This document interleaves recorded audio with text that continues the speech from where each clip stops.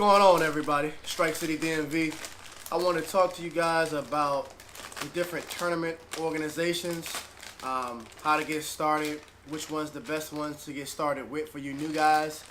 Right now, we're entering pretty much the beginning of April, and tournament season is about to be in full swing for most of the people. It's just really starting to kick off up here in the Northeast, where I'm at in Maryland. And I just wanted to talk to you guys, and had a lot of guys been talking to me and emailing me and just kind of asking me what are the best tournament organizations to get started with. And I've just been shedding my knowledge on what I feel like is the best to get started with, being that I'm about 10, 12 years in the game here, from fishing tournaments, a little bit over 20 years of experience just fishing, period. But you know, mainly tournaments, the last 10 to 12 years. That's what I've been doing. So without further ado, I had a conversation this weekend with multiple people about the ABAs versus the BFLs. Now, BFL does a great FLW BFL for those who don't know. The BFL is like the grassroots campaign to working your way up through the ranks, if I may, for FLW. I would say no to getting started out. That's not where you want to go right off the bat, FLW. Let me give you a few reasons why. All right. So not that it's not a great organization, wonderful organization, very competitive, a lot of good sticks. But to start out initially, that's not the best. It's not the best route you want to go. All right. Basically, if I can give you a example of what FLW is, the BFLs are, that would be equivalent from, like, you're supposed to go to middle school, and you skip middle. You go from elementary, then you go to middle school, or whatever, but you're not going to middle school. You go from elementary school straight to high school, you know, and you can't. It's very imperative that you work your way up through the ranks so that you can get put into different situations. It's not all about, you know, cashing a check. You want to really get put in the right positions and find out how to get yourself in the right positions. Know the rules, know the ins and outs, know the intricate details. The details, the little things. Most of the pros. There's plenty of local pros in the area. They'll tell you that it's the details that a lot of times get you those checks. The details that get you to win. The details that no one else thinks about. So with that being said, FLW BFLs, when you jump up to that level, like, there really isn't a learning curve. You should already know what's going on. You should already know what the deal is. There's not a lot of hand-holding going on. There's not a lot of information being shared a lot of times. You do run across great boaters, great co-anglers that that will share information, like myself and a lot of other boaters. Like, I've met a lot of great boaters in the BFL. However, it's expected that you already have a grasp and an understanding, just as if you were a boater. And oftentimes, your knowledge as a co-angler depends on the success of that day, you know, and that's something I think that's very overlooked. That's overlooked a lot by co-anglers. It's not all about you just getting in the boater and just leaving it all up to the boater. Sometimes the boaters are not on them. Sometimes the boaters come to an area that may not be their local area, but it may be your local area, and they may not have had a chance to pre-fish because they've been working all week and they just got on the road at 5 o'clock as soon as they got off and drove straight from work right to, you know, the ramp or the campground or the hotel or whatever they're staying. Sometimes it depends on the co-angler's knowledge. Maybe you live locally and you're out there 3 times a week in your John boat. You know, it's those pertinent details and pertinent information that you can pass on to your boater that can actually make or break your day. That's what my experience has been oftentimes. I don't have a boat. However, I keep myself in the know of what's going on in Potomac. What do I mean by keeping myself in with the know? I stay connected with every guy that I almost fish with. I talk to them all the time. I try to stay on the river at least twice a week, whether it be on the river by boat or on the river by bank. I think it's a certain amount of um, it's a certain amount of details that you can pick up from from just being out there on the water. Now, obviously, you pick up more from the bank.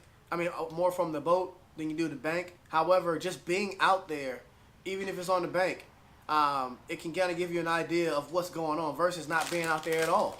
You know, versus jumping in your car from New Jersey and driving straight down here to, you know, Smallwood State Park and launching. You know, it's your due diligence. It's your information, oftentimes as the co-angler, that can make or break the day in these BFLs. And if you go out there with just, you know, completely oblivious to what's going on because you're not in the know, because you weren't talking to guys that have been fishing those Wednesday night local tournaments. You weren't talking to guys that fished the weekend before to find out what's going on. Maybe you couldn't fish it, but you showed up at the weigh-in and got a chance to network with some of the guys that you normally fish that did fish the weekend series tournaments. Just keeping yourself in with the know, staying in tune what's going on.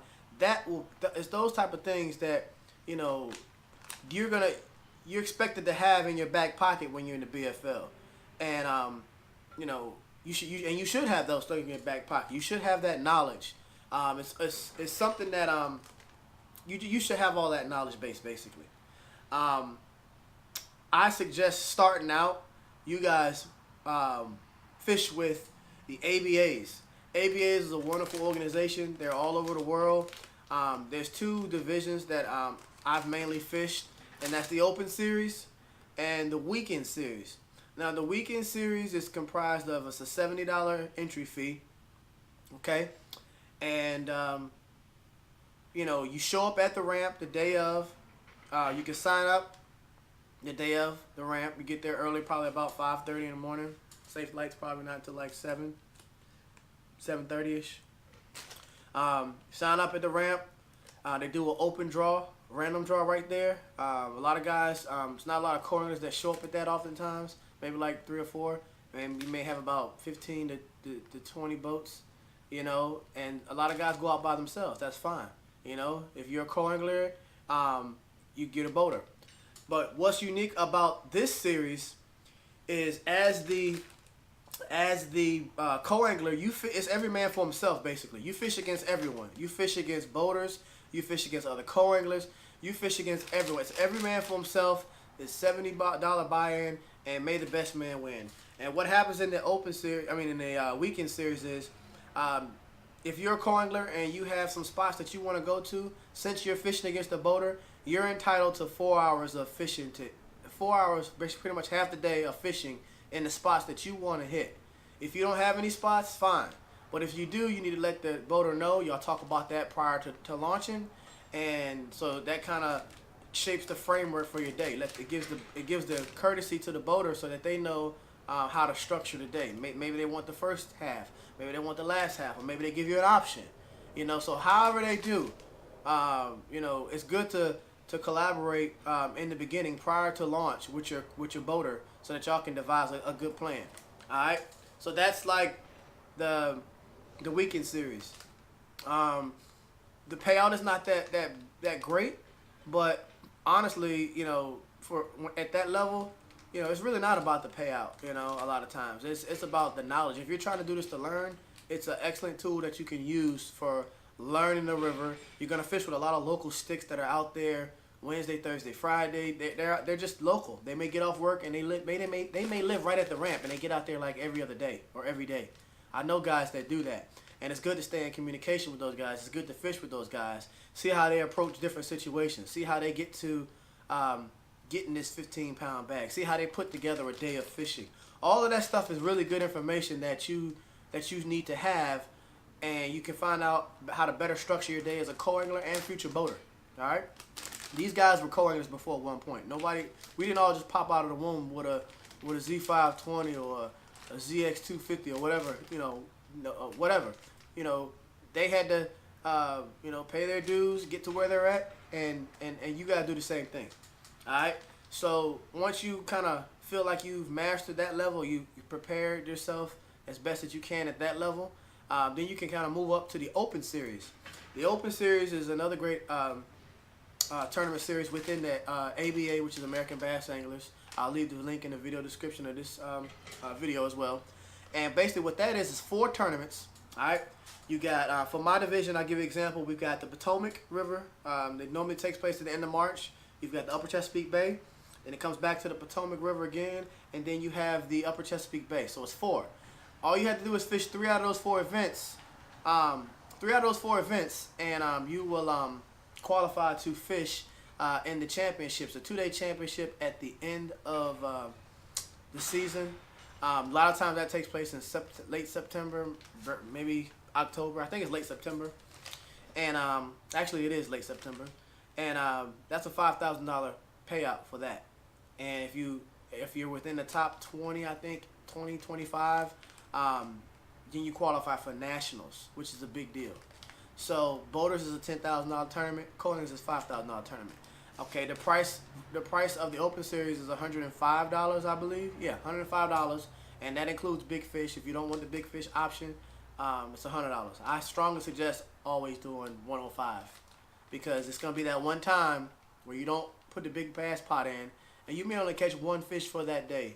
It may be a 6-7 pounder, and then you're probably not gonna get paid from the actual tournament, but you can get paid probably about $300, $200-300 extra for catching that 1 fish. So I highly suggest always doing the big fish. So yeah, getting back to the price, the Open Series is $105, but that's with big fish, and the Weekend Series is $70 with big fish. So there's more Open Series tournaments if you look on American Bass Anglers website, according to whatever your corresponding area where you live at. There's more Open Series tournaments. I'm sorry, there's more Weekend Series tournaments than Open Series tournaments, but it's something that you really depends on. You got to find out what best works for you. I kind of mix it up, do a little bit of both. I haven't done it in the Weekend Series in a while, maybe like 2 years, because I've been focused on the Bass Opens and the ABA Opens, and I've been doing BFLs as well. This year I kind of dialed it back a little bit. I'm kind of picking and choosing. I'm fishing the Carolina Team Trail with my boy on the Chickahominy River in Virginia, Chickahominy River in Virginia, and James River in Richmond. And I may try to squeak in a BFL or 2, and then outside of that, I'm gonna probably squeak in a ABA, and I'm really focused on the Opens, the Bass Opens this year. So that's what my focus is at this year. Getting ready to head out to Lake Chickamauga here end of next month around my birthday, which is it's Memorial Day weekend actually, the 22nd of May. I think I fly out on the 21st, which is a Wednesday, and hopefully kind of link up with a good boater down there and I get some pre-fishing in. Tournament starts Thursday, Friday, and Thursday, Friday, and you got to qualify for Saturday, and yeah, you qualify for championship Saturday, and that's the goal. Hopefully I can get down there and catch some of those big Chickamauga bass. But that's the prerequisite basically for getting into the BFLs. I would say go through ABA, start with the Weekend Series or the Opens, whatever you feel like your skill level is at. I'll let you guys decide that. And then from there you progress up to the BFLs. But just jumping straight to the BFLs is super competitive. It's fast moving. You're expected to know a lot, and a lot of times you just don't know if this is your first time tournament season or first time tournament fishing or first time in a tournament situation or whatever. It's a lot of things you don't know, and you pick those same nuances up by going through the ABA ranks. So that's what I suggest.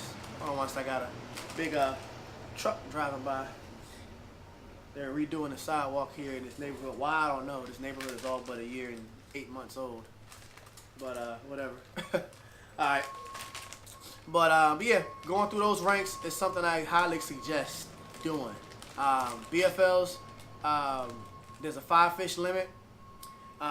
It's hard to catch 5. It's hard to catch a limit. That's pretty much preparing you. BFLs, in my opinion, is preparing you to be a boater on the tour. Just ask Brian Lattimore. Brian Lattimore is very adamant about talking about his BFL ranks. He went through the BFL ranks. Actually started, I think he did some federation stuff. Then he went through the BFL ranks, and now he's on the FLW tour. And I think a lot of the times I've seen him give credit to the BFLs for preparing him for, you know, where he's at right now in his career with FLW, and what a good career it is. You know, just coming off of a big win. So ABA has a 3 fish limit in the opens. So the co-angler only has to get 3. The boater has to have 5. And limit for the open series. I keep mixing it up. I'm sorry. The open series in the ABA, 3 fish limit for the co-anglers, 5 for the boaters. All right.